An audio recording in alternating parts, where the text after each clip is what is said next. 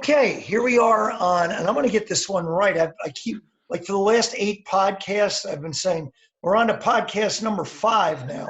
So I'm going to get it right. I think it's number 8, and 8's a lucky number. And of course, we are so fortunate here. My partner Jocelyn Sokol, to my right, your left, up top, and Jocelyn and I had an idea to really find interesting people who are going through different quarantine responses. And obviously, almost everyone in the Ridgewood area knows this icon. So Ramon Hache is the mayor of Ridgewood.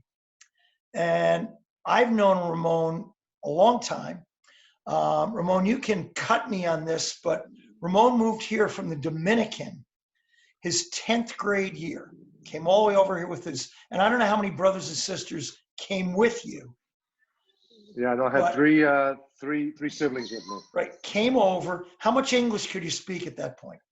No, so I had actually, Coach, I had moved a couple of years before. We moved to New York, Okay. and you're right. When I moved, I knew no English. I think I had about a 5-word vocabulary in English. Yeah. Well, the first we saw him, he walked onto the football field at Ridgewood with red soccer spikes on.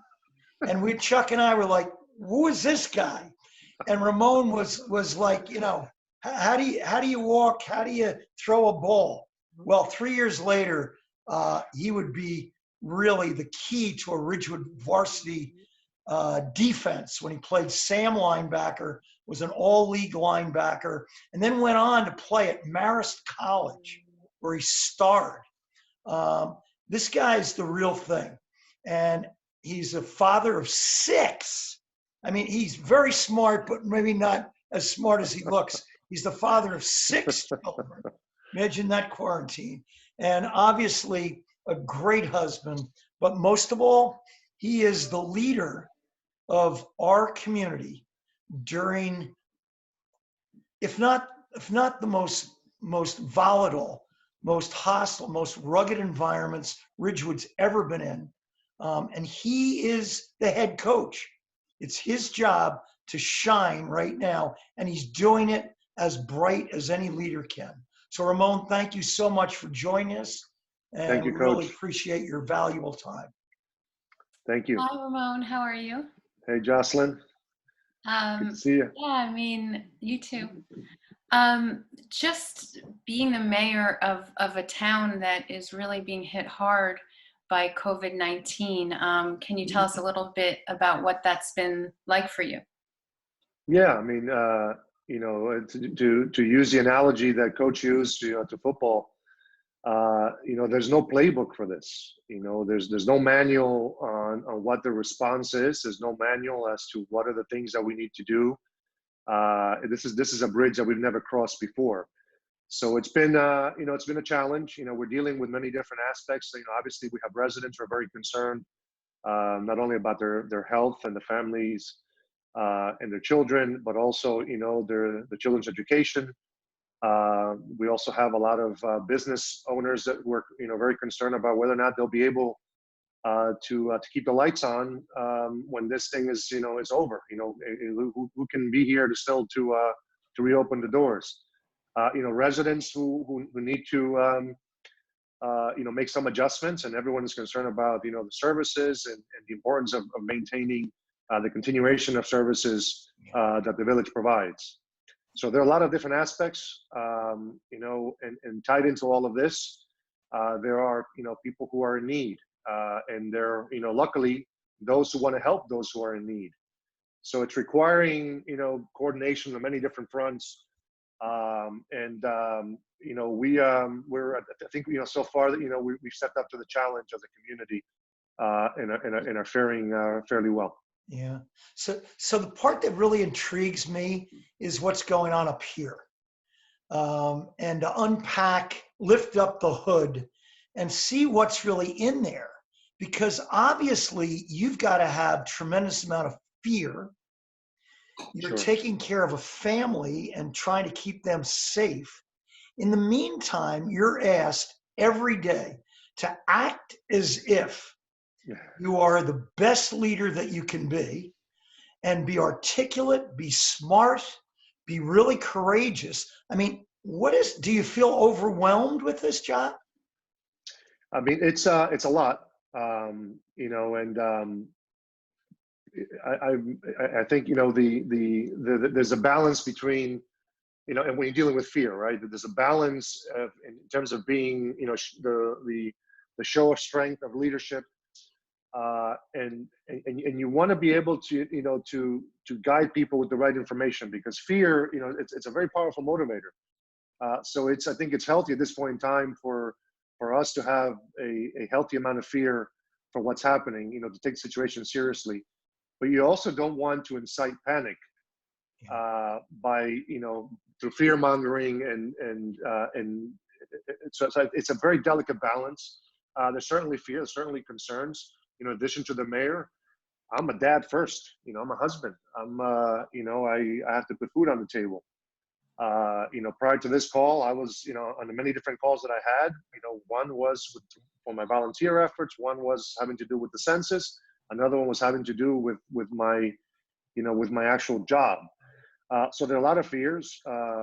It's and I always find that for me, dealing with fear and with challenges, you kind of referring back to, to when you talk to the guys that do these big climbs, right? The guys that climb like Mount Everest and Kilimanjaro, they never focus on on how far they have to go. It's not, because otherwise they will be overwhelmed by the enormity of the task before them.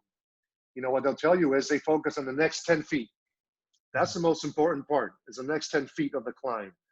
So, in all of the challenges that we're facing right now, if you start to kind of just try to wrap your head around the enormity of the situation, I think you'll become unbearable. So it's really, looking at what are the things that are coming up, prioritizing in certain respects, the things that have to be, put into order. It takes a tremendous amount of optimism, to see that there's light at the end of the tunnel, that, despite all the things that are happening, there are a lot of good things out there. I was reminded of that yesterday. Yesterday was my birthday. And, every time that's my birthday, thank you. Yes, every time that it's my birthday, I'm always grateful to be alive another year. And this time it's like, wow, I am really grateful to be around another year. I have good health. I have a tremendous family. I have, love in my heart. I have peace in my soul. Those things are tremendous. And when you have that level of gratitude, it makes all the difference. I was elected into office, but I decided to run for office. Nobody forced me into this position. So for me, it's, hey, listen, you asked for this. Here it is, right? How many times do we say, I wish I could have more time with my family. I wish I could work from home. Hey, here it is. Here is the time with your family. Here is your ability to work from home. Yeah, so now, you ask for it, now you embrace it. And those are the things that if I look at, and it's not about the things that we've lost or the way that our lives have changed, it's really about the things that we've gained. When can you ever say that you gain more time with your family? When can you say that you've gained more flexibility to do many other things? And I think, the most, and looking at that, in the same context as the satisfaction that I'm receiving from the work that I'm doing, it's, to see the impact, to know that 11 people who were displaced by a fire and didn't have a place to live, didn't go hungry, for the last 2 weeks. Being able to make those decisions and put the things in place that, you do get a satisfaction from seeing that. Yeah. Just. Yeah. So, what in your past life experience would you say is helping you to navigate during this time? I mean, I've always, just kind of dug, within, for strength, and dug within, for the will to move forward. Coach started talking about when he first saw me on the football field. I was maybe 6'3", maybe 150 pounds, soaking wet.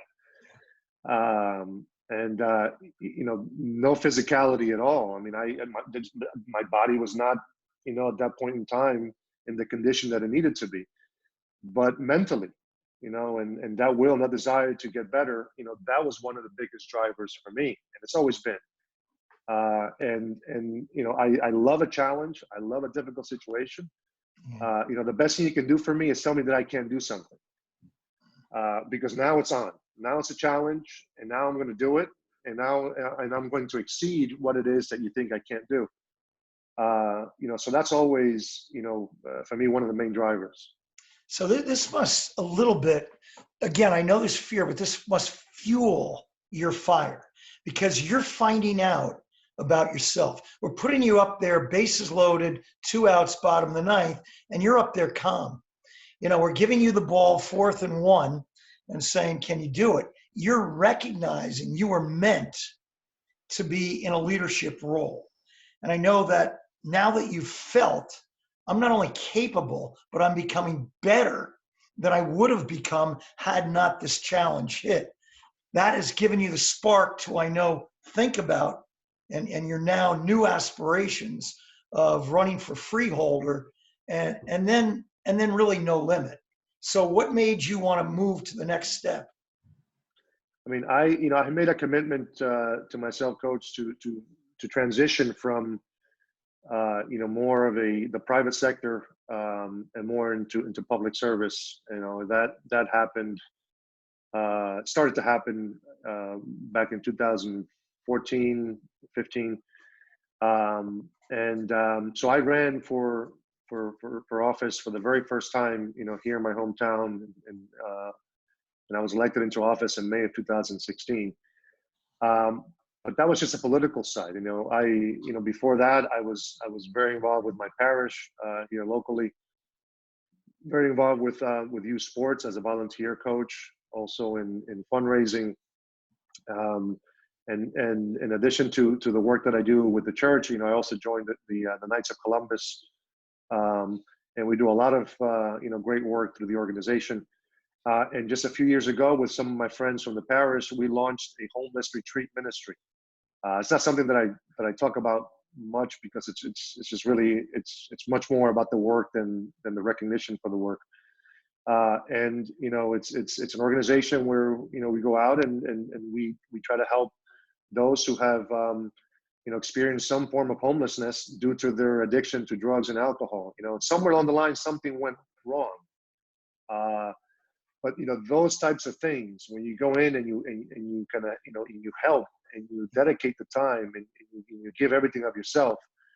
When my head hits a pillow every night, I thought I was busy in private, in the private sector. When my head hits a pillow now, I'm spent. I've left everything on that field, and it's probably why I don't stress and stay up at night, because I'm too exhausted to do that. But you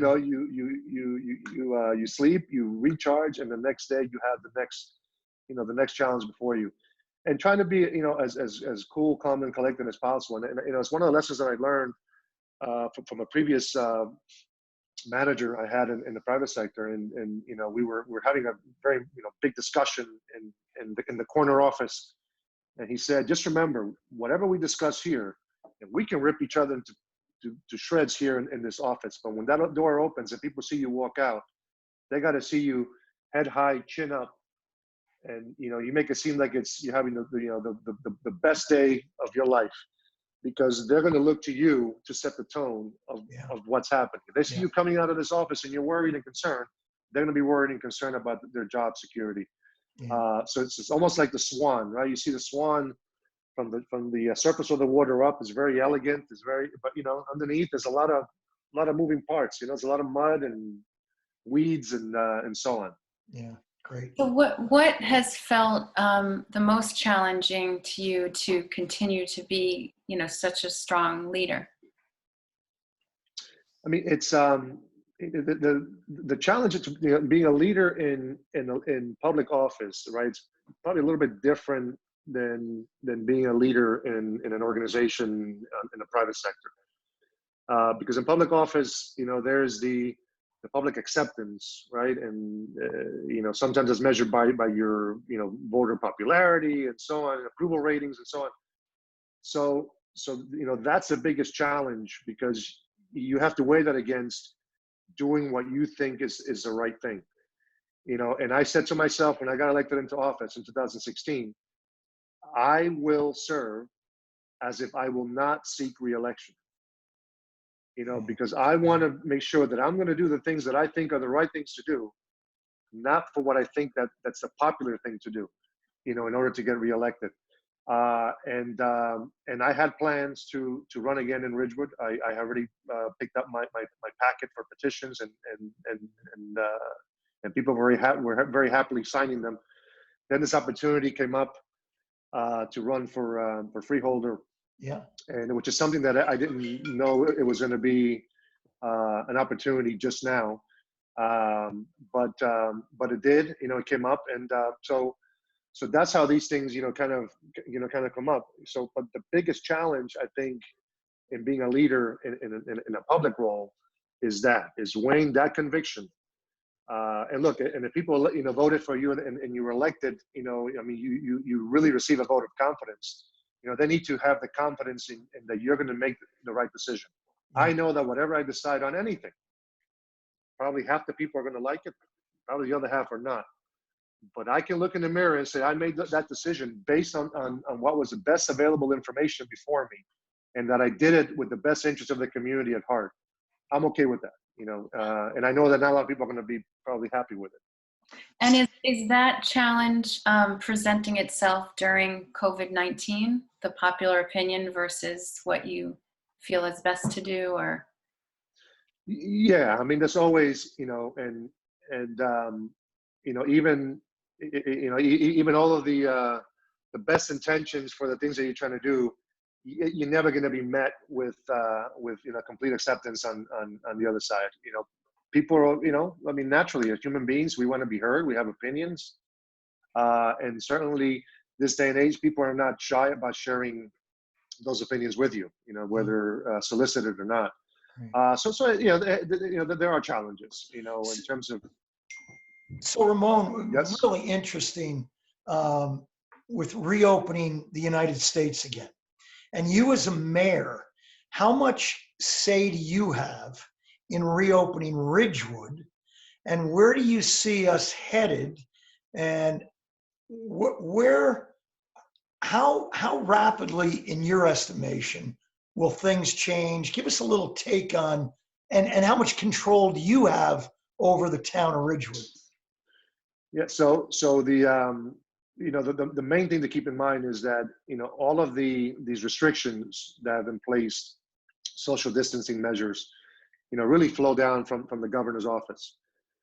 But it's been a slow boil, right? We started with certain restrictions, then you add another one to the list, and another one. The challenge with living in a very democratic society is that to come forward with all the necessary restrictions that you need all at once is very challenging. In other countries where they've been very effective at controlling COVID-19 immediately, it's been because there aren't as many of the democratic sort of institutions that we have in place. Here is a little bit more difficult to control what people can or can't do. So a lot of these things come down from the top, but they're based on the feedback of how well things are working. So one of the last things that were closed were the state and county parks. I think both the state and the county waited as long as possible to hoping that people would engage in the right behavior. And finally, when people weren't adhering to the social distancing practices, then they had to shut down. So, my effectiveness and my job from a local level is to make sure that people understand the seriousness of the situation, that people are complying with these orders, because the quicker we can do that, the sooner we can flatten the curve, and the sooner that we can return, back to some level of normalcy or whatever the new normal is. I mean, I think, and maybe I'm wrong, just quickie, what I see now is people very aware of the seriousness of this virus. and that not too many people are taking it lightly. It seems to me, and what do I know, that we're almost close to be able to say, open up a park and then use correct behavior, social distancing. I think people can be accountable now. Do you feel like, that we're getting closer to that? Yes, and when we, I don't think there's going to be one defining moment where everything goes back to normal. I think it's going to be kind of a slow unwind of everything that's been put in place, and probably, we're going to be working backwards, right? So the last restrictions are going to be the first ones to be lifted, and we work backwards. Right. And the last one to be restricted would be, just the basic social distancing of keeping a minimum distance of 6 feet from other people. So you will start to see that scaling back in some of these restrictions. But I think even after the very last restriction is lifted, I think that our awareness, our consciousness of the things that we need to do now, I think is going to change drastically. I think this is going to be one of those things where we go back to normal, but we go back to a new normal. Yeah. I think this is going to have an impact on the way that companies look at even office space. Right now, a lot of companies are realizing that they're still productive with people at home. Maybe the volumes aren't as high just because of the level of activity overall has gone down. But I think it's redefining, the workplace. I think you can probably say goodbye to snow days. I think now we realize that kids can learn remotely from home. So it'll be a resumption of more activity and being out more, but I think it's going to be under a different set of rules and caution. So what are some positive effects that you've seen on our community in Ridgewood? It's one of the we talk about a lot about social distancing, and when you really think about it, it's really physical distancing. So one of the great things that I think we all gather from this is that we have all gained a greater appreciation, right? And we usually do. You really realize something. You don't realize the value of something until you lose it. And I think now we have a greater appreciation for for what it is to be in the moment with people around you. So and again, this is physical distancing, but certainly is not spiritual or emotional distancing. And here we are, virtual kind of connections, being a lot more engaged with each other than we've ever been. When we were able to be in the physical proximity of others, we were ignoring each other. Yeah. We were busy texting and emailing and doing everything else. We were not in the moment. And I think what we're all gaining now is a greater appreciation for what we have and who we have in our lives. Yeah. I have to ask this and you can, Jim, no, I can't answer.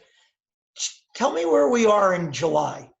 Give me some Ramon predictions, and you shouldn't do this, but say, look, Jim, by maybe the end of the summer, the Jersey Shore is going to open up. You'll be able to walk into Bookends. Somehow, give me just a little vision that you're feeling, if you can. And I know I'm not putting you on the spot, I hope. Yeah, no, I mean, I think it's really hard to tell right now, just because, again, this is something we've never dealt with before. So, there's no statistical evidence that can point to, to a particular sort of, predicted outcome. Because even if you look at, in all the lessons that we've learned from where the virus has made its way over to the US, even those lessons learned, every country before us was dealing with a different set of circumstances. In Italy, for example, it was a very different society in that a lot of grandparents live at home with their kids and their grandkids. But all that we do know, and I think universally we can all agree on, is that social distancing is really the best weapon, first and foremost, to deal with this. So, it's hard to say that, based on X, we can predict that in July we're going to be, somewhere else. I mean, all I can say is that, come July, it's going to be a lot warmer, a lot sunnier than it is today. So that I'm looking forward to. We know that. So When this is all over, just personally, are you looking forward to sort of your life getting back somewhat to how it was before, or is there some change that this has showed you you want to bring about in your life? Yeah, I think, taking some of the lessons learned here. What I'm looking forward to the most is to have that time with friends and family, and physically. So I think when that happens, I'm going to be a lot more in the moment, a lot more engaged with those around me. I think I might, the emails might have to wait, the text might have to wait, and just be a lot more in the moment. And I'm really, really looking forward to that. And the last one, because we're like, I just can't stop listening to you. You're so good. Just a few, I just have to dig a little bit. Favorite movie? Come on. Top Gun. Top Gun. Favorite time of the day? The evening. Favorite bird? Eagle. Greatest year of your life? 1990. Favorite sandwich? Tuna fish. Favorite girl's first name? It's a setup. Oh, geez. I think it's Tina. I'll give you two more. Favorite sport? Football. And favorite thing that you really like about who you are? Strong. Yeah. So in yoga, we have a pose, Warrior Two, we have tree pose. But one of the poses that's my favorite is called Peaceful Warrior. I think you are a symbol of a peaceful, I know you're a warrior because I see you marching forward, even with fear inside, and doing the right thing instead of the easy thing, choosing courage over comfort. But I can just feel the blend of love. I can feel the blend of empathy and kindness. You are the whole package. I'm sure when you watch Pete Buttigieg walk up there and run for president, must have been a little something inside you going, a mayor who could actually be president. I have a funny feeling that not too much scares you as far as your horizon, because you have what they call the secret sauce. You have the it factor. You make people feel comfortable around you, but you also make people know that you're strong and you'll do the right thing. So we are just so grateful that you gave us this time. And Jocelyn, want to finish it with just a... No, thank you so much. And we really appreciate all that you're doing for our town. So thank you. Thanks, Well, thank you both. Thank you for the opportunity to share my thoughts and talk about the situation. So and Coach, thank you for everything that you're doing for us and all your motivational pieces. And we all use it, can use the inspiration. That video that we did recently was a big hit. So thank you again for that. All right, Ramon.